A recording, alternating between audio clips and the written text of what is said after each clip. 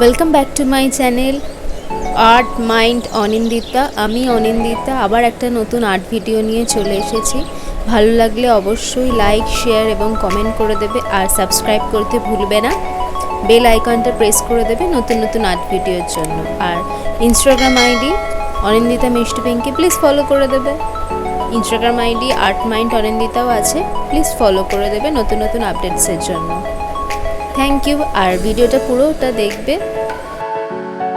যদি কিছু এনকোয়ারি থাকে কমেন্ট বক্সে কমেন্ট করে দেবে, আমি রিপ্লাই করে দেবো।